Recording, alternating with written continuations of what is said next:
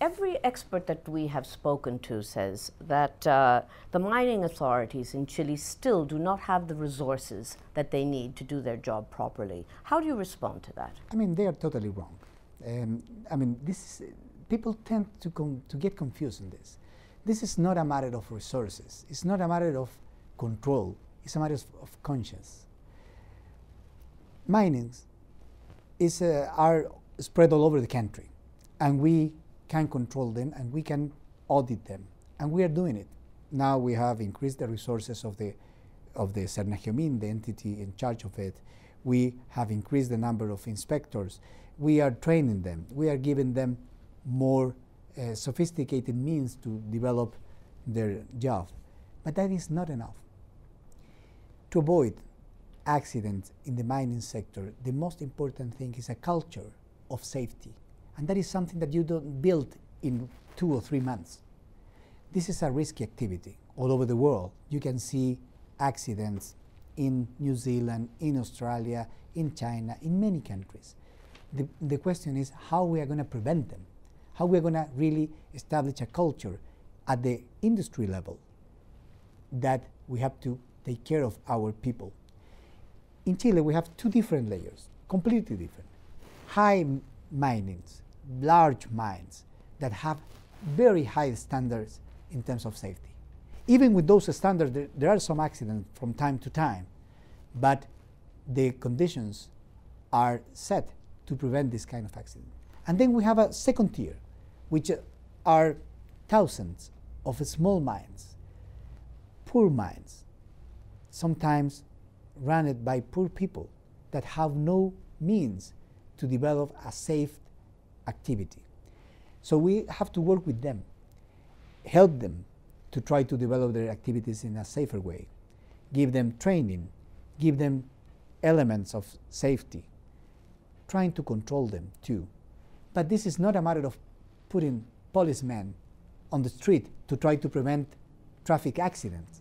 You cannot do that if you don't have a real conscience in the society that you have to drive your car in a careful way. So we have to combine these 2 issues, controlling these mining activities and also teaching and changing the culture for a more safer way to do our job.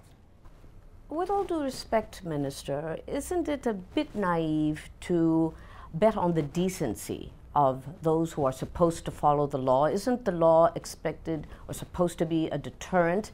Because we hear that the kind of fines, for example, that are imposed on mining owners for violating the law are so low that it's more economical for them to just simply pay the fines.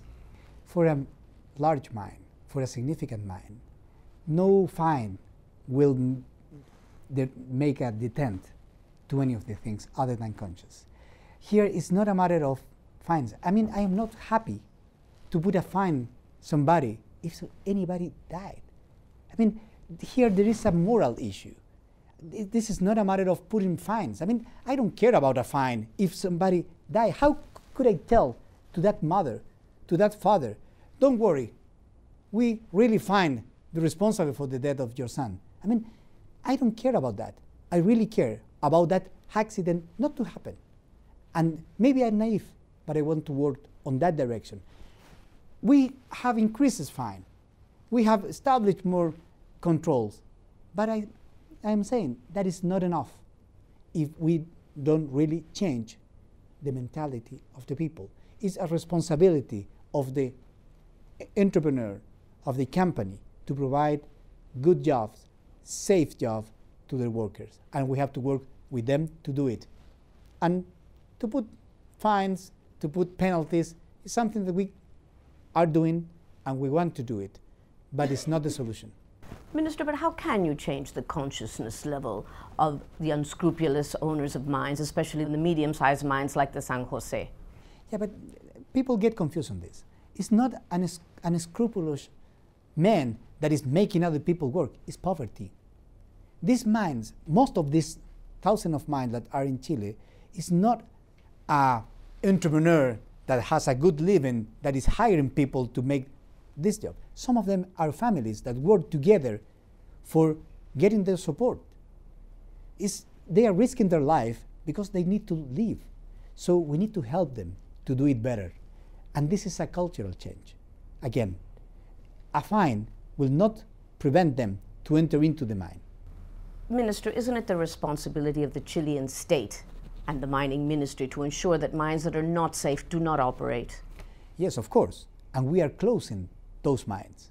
But remember, 2 months ago, a mine that was closed was open for some people, and they entered to work on that mine against the prohibition. The mine was closed. That was a criminal act. We have sued them for a criminal action.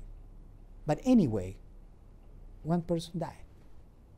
So this is something that you cannot prevent if you really don't create a culture. You ask me how we are going to do it. It's going to take time. It's not as simple as saying, by decree, I want to forbid an accident to happen. That it doesn't work.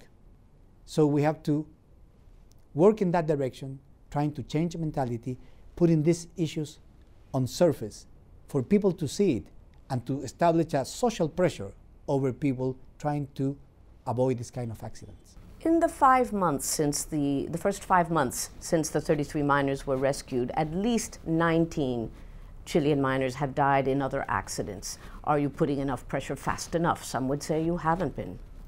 Well, if you see the average on the last 15 years, the number of people that have died in accidents are the same. And if you see other activities like construction and transport, figures are even worse. But if you see the rate of this year, is half of it was 1 year previous. So we have improved that. But for me, it's not enough. One single person is something that I don't want to have it as a casualty in the mining sector. So statistics can tell you that we are improving. If you take this year, 2010, and you compare the number of people that has suffered fatal accident in the mining sector, is half of what we had the previous year. But again, that is not enough. So we are doing a tremendous effort, but to try to get a moral objective of zero accident, fatal accident in the mining sector is something that we have to work very hard.